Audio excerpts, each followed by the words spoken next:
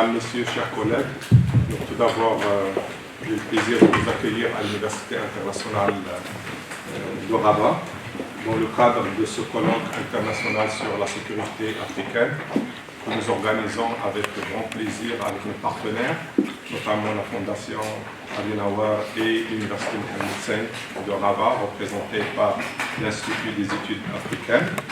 J'aimerais tout d'abord excuser les deux présidents des deux universités qui, pour des contraintes d'agenda, n'ont pas pu être avec nous aujourd'hui. Et en leur nom et au nom de tous les organisateurs, je vous souhaite à toutes et à tous la bienvenue au niveau de l'université. Nous sommes très heureux d'accueillir ce colloque international sur la question africaine. Donc, la question africaine est au centre de la préoccupation de l'Université internationale de Rabat. Et je profite de cette occasion pour souligner que depuis la création de l'Université internationale de Rabat, elle s'est engagée auprès du gouvernement du Maroc dans le cadre d'un contrat, le premier contrat du genre dans le domaine de l'enseignement supérieur, qui lie l'université au gouvernement du Maroc. Donc, elle s'est engagée donc, à s'ouvrir sur l'Afrique, à développer des compétences à la fois pour le Maroc et pour l'Afrique, et accompagner les priorités du continent africain en matière de développement économique, politique et sciences et développement humain, sciences humaines et sociales. Aujourd'hui, le développement de l'Afrique constitue, comme vous le savez, une priorité pour répondre aux besoins des investissements étrangers et aussi pour répondre aux besoins de développement économique dont a besoin le Maroc. Et dans ce sens-là, l'UR, l'Université internationale de Rabat, joue aujourd'hui un rôle clé pour porter et accompagner la vision du Maroc, qui, comme vous le savez, le Maroc, donc, au plus haut niveau, est aujourd'hui orienté, ouvert vers l'Afrique et fait de la politique africaine une stratégie importante pour le développement à la fois du Maroc mais également pour l'Afrique. Donc l'université accompagne donc cette dynamique nationale par la formation d'élites marocaines et africaines, par la recherche-développement orientée marché, en cherchant à développer des solutions utiles pour le marché marocain mais également pour le marché africain. L'animation de forums et de rencontres, c'est un engagement aussi qui prépare l'université. Et l'université a pris l'engagement d'être un point et un lieu de convergence pour les institutions et les interlocuteurs nationaux et internationaux. Et ce colloque s'inscrit parfaitement dans cette dynamique. Pour cela, l'université a mobilisé un réseau d'institutions nationales et internationales, notamment européennes et américaines, pour asseoir une vraie politique de formation qui répond aux standards internationaux, mais également pour mener une recherche appliquée, orientée marché. Aujourd'hui, l'université, à travers ses réseaux internationaux et nationaux, internationaux avec l'Europe, avec les États-Unis, nous avons créé un espace qui permet à la fois la mobilité des étudiants et des professeurs et des chercheurs à travers le continent africain, le continent européen et le continent américain. Mais également, nous avons mis en place des formations qui répondent aux standards internationaux avec ces universités européennes et américaines, avec parfois une double diplomation, notamment, par exemple, des formations dans le domaine de l'ingénierie automobile, l'ingénierie aéronautique, avec l'Université de Mississippi, la formation dans le domaine des énergies renouvelables avec l'Université de Lorraine, des formations dans le domaine du management avec le CERN, l'École de commerce de Rennes, l'architecture et le design avec Marne-la-Vallée et Nancy, et plus récemment la médecine dentaire avec l'Université Mohamed V de Rabat, mais également avec Nantes et Lorraine. Et donc, à travers ce réseau-là, aujourd'hui, l'Université internationale constitue vraiment une porte d'entrée pour l'Afrique sur le plan académique. Nous avons commencé les premières actions aujourd'hui de réseautage au niveau de l'Afrique. Nous avons signé les premières conventions de partenariat avec des universités africaines pour répondre à des questions qui touchent de près l'Afrique, notamment les questions de migration, les questions de religion, mais également les questions d'ordre économique. Et donc, au jour d'aujourd'hui, nous avons un contingent d'étudiants étrangers, plus de 14 nationalités étrangères. Et parmi ces 14 nationalités étrangères, nous avons des étudiants africains. Nous avons également accueilli des professeurs et des chercheurs donc, du continent africain. Et nous développons aujourd'hui des actions concrètes en matière de formation et de recherche orientées vers l'Afrique. L'Université internationale de Rabat aujourd'hui est reconnue comme étant un acteur national majeur en matière de recherche et d'innovation, avec plus de 140 brevets, et avec ces actions et les actions des autres universités nationales, le Maroc a progressé dans le classement aujourd'hui mondial de l'indice de l'innovation. Et nous comptons faire bénéficier nos partenaires africains de cette expérience aujourd'hui inouïe au niveau du Maroc, au niveau de l'Université internationale. Et nous avons eu l'occasion de partager cette expérience lors de l'organisation du Forum africain en sciences et technologies, où l'université a accueilli une de ces sessions ici même, et avec la communauté africaine, les académiques et industriels, nous avons pu partager donc, notre expérience aujourd'hui que nous développons en matière de recherche et d'innovation et de formation continue. Donc je ne vais pas être très très long, mais avant de conclure, j'aimerais quand même remercier tous nos partenaires, remercier les organisateurs et remercier les coordonnateurs scientifiques, notamment nos collègues Madame Yousra Abouarabi, pour ne pas oublier les noms, et Monsieur Julien Durand, pour donc, la qualité de ce programme et également la qualité des intervenants. Je remercie tous les intervenants qui sont venus de loin pour partager avec nous aujourd'hui leur expérience dans ce domaine qui est stratégique non seulement pour le Maroc, mais également aujourd'hui pour notre université. Je dois souligner que parmi les actions que l'université a mis en place, nous avons mis récemment, par exemple, un institut de médiation pour la résolution des conflits, et dont l'objectif, c'est de traiter en priorité les questions africaines. Nous avons également mis en place un institut de risk management et en priorité un risk management africain pour traiter les questions africaines pour tout ce qui est lié au risque financier et risque, je dirais, économique. Et donc, nous sommes parfaitement dans cette lancée et nous espérons que cette rencontre aujourd'hui sur la sécurité africaine soit la première du genre et que nous puissions contribuer avec nos partenaires, notamment la Fondation Adenauer, que je remercie à nouveau, et l'Université Mohamed V, pour aller de l'avant vers des actions encore plus ambitieuses, je dirais, dans lesquelles on pourrait intervenir, pourquoi pas aussi des acteurs sur des autres pays africains. Donc, je souhaite vraiment plein succès aux travaux de ce colloque. Je remercie encore une fois les participants, les conférenciers et les organisateurs. Et merci beaucoup.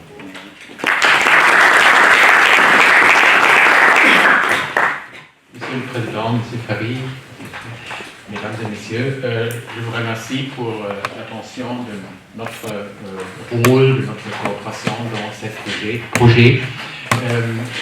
Permettez-moi d'ajouter seulement quelques mots politiques, parce que la Fondation Konrad Adenauer est une fondation politique.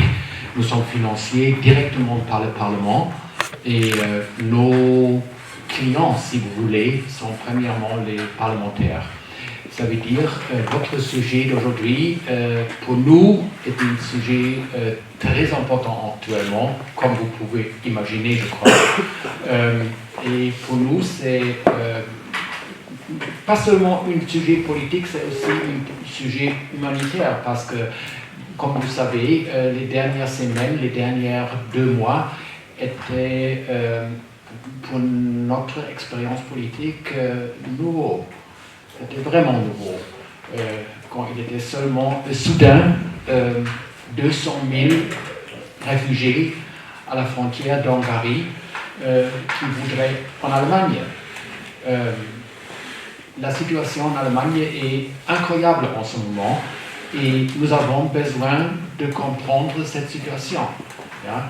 Et pour ça, la situation dans le nord d'Afrique est un sujet primordial pour le Parlement actuellement.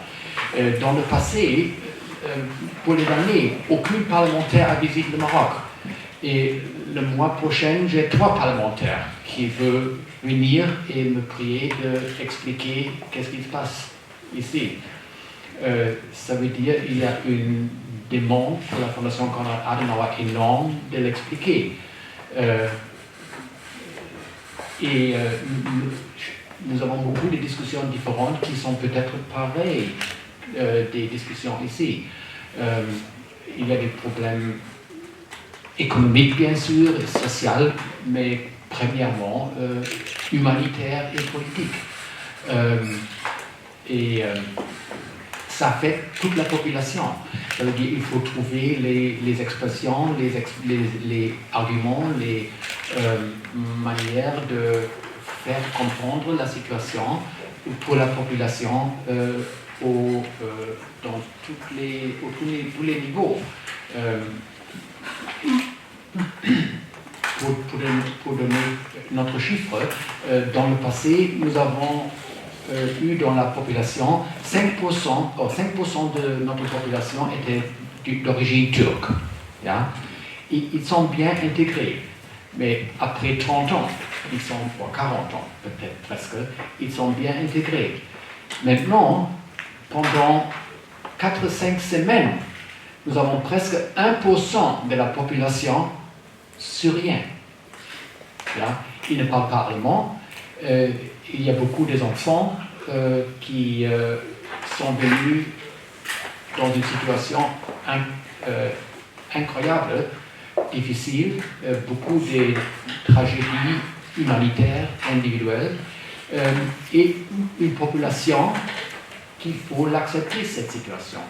Et le défi de la politique, c'est de l'expliquer. Madame Merkel a dit il y a 6 semaines, on peut le faire.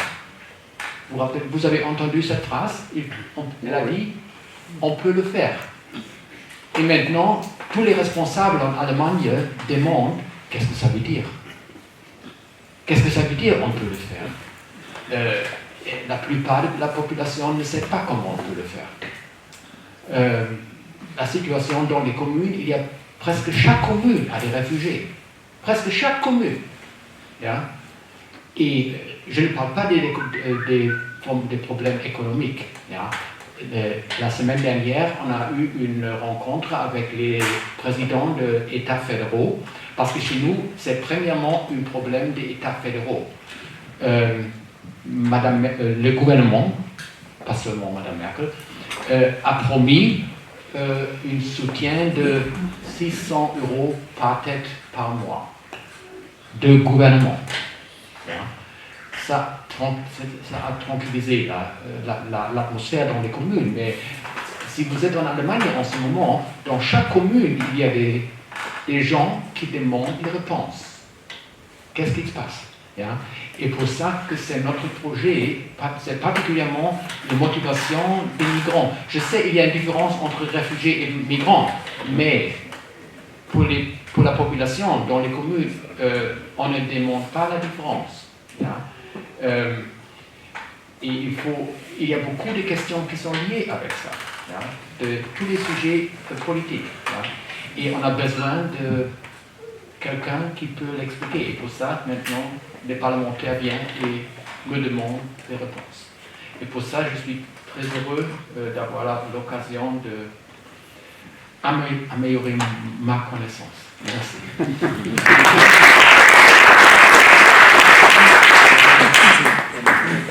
Merci beaucoup. Donc, pour la parole à M. Yahya Abou Farah, directeur de l'Institut des études africaines, donc l'Université Mohamed V.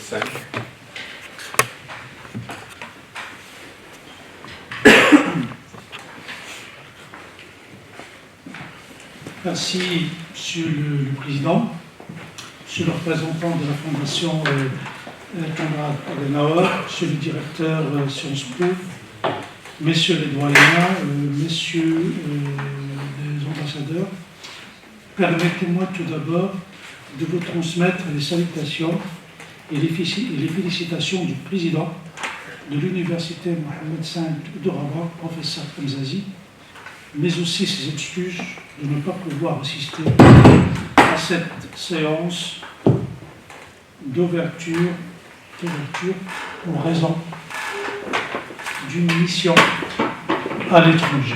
Monsieur le Président m'a chargé aussi de vous transmettre ses encouragements et son soutien à la réussite de cette activité scientifique. Je dois aussi exprimer tout le plaisir que je ressens en participant à la cérémonie d'ouverture de ce colloque, en remerciant l'Université internationale de Rabat d'associer l'Institut d'études africaines à l'organisation de ce colloque, et en formulant l'espoir que le colloque d'aujourd'hui ouvrira la voie à une collaboration plus forte et dynamique entre nos deux institutions d'une part, et à une réflexion scientifique fructueuse et riche pouvant contribuer à animer le débat sur cette importante thématique. Aujourd'hui, la problématique de la sécurité africaine se pose avec plus grande persistance en raison de son impact direct et indirect, non pas uniquement sur les pays africains, mais aussi sur les autres continents. Cela ne passe pas sans susciter le débat autour de la thématique de la sécurité africaine. C'est pourquoi l'organisation du colloque international, la sécurité africaine à l'heure de l'émergence, a comme finalité deux principaux objectifs. Le premier est de procéder à un état des lieux des grandes transformations que connaît l'Afrique à l'heure actuelle au sein des relations internationales. Alors que le second objectif repose sur l'enjeu d'une vraie définition des outils, des méthodes et des cadres d'analyse nécessaires à l'élaboration prospective de la sécurité africaine.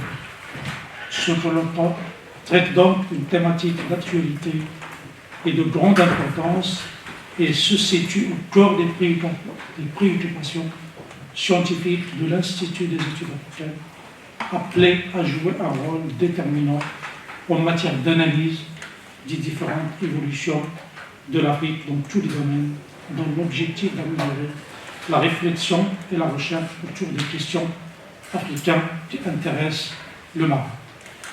En effet, l'Afrique, en plus qu'elle regorge de ressources diverses, elle se caractérise par un grand marché en pleine évolution et assiste à des mutations très profondes sur le plan politique, économique, culturel, social et spatial, et assiste à des évolutions sensibles dans le domaine de la gouvernance politique et économique. C'est pourquoi cette thématique révèle un intérêt majeur pour nous, Africains, étant donné que les attentes sont grandes et les défis sont multiples. Toutefois, le monde entier ne peut rester indifférent face aux transformations profondes qui caractérisent aujourd'hui nos sociétés africaines et la transition démographique, politique, économique dans laquelle se sont inscrits un ensemble de pays. Malgré ces avancées, de grands défis persistent encore. Par conséquent, la réflexion sur l'avenir de l'Afrique doit être fondée sur un examen objectif et rigoureux des acquis de ce continent. Des défis restent, certes, à relever, mais aussi des opportunités sont à saisir dans un monde globalisé. L'intérêt de ce colloque réside aussi dans la variété des participants, chercheurs, experts et spécialistes des questions africaines et de la qualité de leurs interventions. Il réside également dans la richesse de débat qui va marquer les travaux de ce colloque et permettra de dégager les pistes et perspectives sur la gestion des questions de sécurité. Nous sommes sûrs que la richesse des contributions, des débats et des échanges durant ce colloque apporteront des sources d'inspiration pour des pistes de recherche nouvelles et de recommandations opérationnelles. Enfin, je remercie tous les participants pour leur contribution à la réussite de ce colloque et je vous souhaite un succès.